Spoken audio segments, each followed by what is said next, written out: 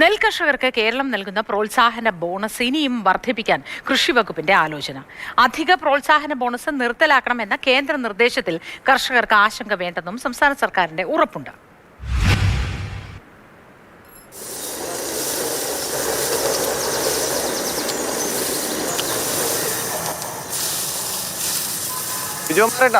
വയലിൽ ഇതെല്ലാം എന്ത് പറ്റിയതാ? എല്ലാം പന്നി ചവിട്ടി തൊഴിച്ച് നശിപ്പിച്ചിട്ടേക്കുന്നതാണ്. കതിര് നിരന്നു കഴിഞ്ഞാൽ പിന്നെ പന്നിയുടെ കളിയാണ്. ചേട്ടാ, ഈ പുല്ലമ്പാറൊക്കെ ഒരുപാട് നെൽകൃഷി ഉണ്ടായിരുന്നല്ലോ, ഇപ്പൊ ഒരുപാട് കുറഞ്ഞോ? പുല്ലമ്പാറ 50 ഏക്കറിലധികം കൃഷി ചെയ്തുകൊണ്ടിരുന്ന സ്ഥലമാണ്. നെൽകൃഷിയൊക്കെ ഇനി എത്ര നാൾ നിലനിൽക്കും എന്നുള്ളത് അറിയാൻ കഴിയില്ല. കാരണം സ്ഥിതി ഇതാണ്. നിങ്ങൾ ഇത്രയൊക്കെ കഷ്ടപ്പെട്ട് കൃഷി ചെയ്തിട്ട് എന്തിനായിട്ട് അങ്ങനെ പറയണേ? നെൽകൃഷിയൊക്കെ കേന്ദ്ര ഗവൺമെന്റ് പ്രോത്സാഹിപ്പിക്കേണ്ടെന്നാണ് അവരുടെ റിപ്പോർട്ടുകളും മാധ്യമ റിപ്പോർട്ടുകളൊക്കെ വരുന്നത്.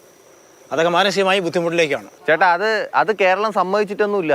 നിങ്ങൾക്ക് കിട്ടുന്ന പ്രോത്സാഹന ബോണസ് ഉറപ്പായിട്ടും കിട്ടും, 1 രൂപയിലും കുറയാതെ കിട്ടുന്ന. ഇത് ഞാൻ പറയണല്ല, കൃഷി വകുപ്പ് പറയണതാ. നെൽകർഷകർക്ക് കൊടുക്കുന്ന ആനുകൂല്യങ്ങൾ വർദ്ധിപ്പിക്കുക എന്നുള്ളതാണ് സംസ്ഥാന സർക്കാരിൻ്റെ നയം. അതുകൊണ്ട് കേന്ദ്രത്തിൻ്റെ കത്തിൻ്റെ അടിസ്ഥാനത്തിൽ ഒരു ചില്ലി പൈസ പോലും സംസ്ഥാനത്തെ നെൽകർഷകർക്ക് ഈ ഗവൺമെൻറ് കുറയ്ക്കുകയേയില്ല. പ്രോത്സാഹന ബോണസ് കൂട്ടിയെങ്കിൽ മാത്രമേ നിലനിർത്തൂ. ബോണസ് കൂട്ടുക മാത്രമല്ല, ഇതിന് പ്രത്യേക ഫണ്ട് നിലനിർത്തണം. കേരളം ഇന്ന് കൊടുത്തുകൊണ്ടിരിക്കുന്ന 6 രൂപ 31 പൈസയിൽ 1 പൈസ പോലും കുറയ്ക്കുകയില്ല. കൂട്ടുന്നതിനെക്കുറിച്ചാണ് ഞങ്ങൾ ആലോചിച്ചുകൊണ്ടിരിക്കുന്നത്. 40 രൂപയെങ്കിലും കേരളത്തിൽ കർഷകർക്ക് 1 കിലോ നെല്ലിന് കിട്ടേണ്ടതാണ്.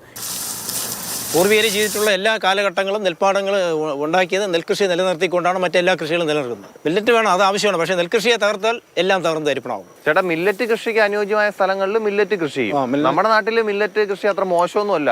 കൃഷി വകുപ്പ് നല്ല രീതിയിൽ പ്രോത്സാഹിപ്പിക്കാൻ. ഒരു കർഷകൻ എന്നുള്ള നിലയിൽ തന്നെയാണ് ഞാൻ ചോദിക്കുന്നത് അവരോട്, എങ്ങനെയാണ് നമുക്ക് കുട്ടനാടൻ പാടശേഖരങ്ങളിൽ മില്ലറ്റ് കൃഷി ചെയ്യാൻ ആവുക എന്നും, എങ്ങനെയാണ് വെള്ളക്കെട്ടുള്ള ഇടങ്ങളിൽ നമുക്ക് മില്ലറ്റ് കൃഷി ചെയ്യാൻ കഴിയുക? പൾസസിൻ്റെ കൃഷിയിലേക്ക് എത്തുകയില്ല. അത് കൃഷി ചെയ്യാൻ സാധിക്കുന്ന ഇടങ്ങൾ നമുക്കുണ്ട്, അവിടങ്ങളിൽ നമുക്കത് കൃഷി ചെയ്യാം. പക്ഷേ അതിൻ്റെ അർത്ഥം ഈ നെൽവയലുകളെ കൈയൊഴിയുക, നെൽകൃഷിയെ കൈയൊഴിയുക എന്നുള്ളതല്ല. വിജയകുമാരേട്ടാ, നിങ്ങളെപ്പോലുള്ള ഒരു നെൽകൃഷി ചെയ്യുന്നതുകൊണ്ടാണ് നമ്മളെപ്പോലുള്ള ഒരു അരിയാഹാരം കഴിച്ചു പോകുന്നത്. നിങ്ങൾ ഇതുപോലുള്ള ബുദ്ധിമുട്ടുകൾക്ക് സർക്കാർ പരിഹാരം കാണുമെന്ന് പറഞ്ഞിട്ടുണ്ടല്ലോ. നമുക്ക് നോക്കാം എന്ത് സംഭവിക്കുന്നത്. നിലനിർത്തി തന്നെ നമ്മൾ മുന്നോട്ട് ശ്രമിക്കും. നിങ്ങൾ നിലനിർത്തി തന്നെ പോകും. നെല്ലൈ മുരുകനൊപ്പം T. S. Harishna, Mathrubhumi news, Thiruvananthapuram.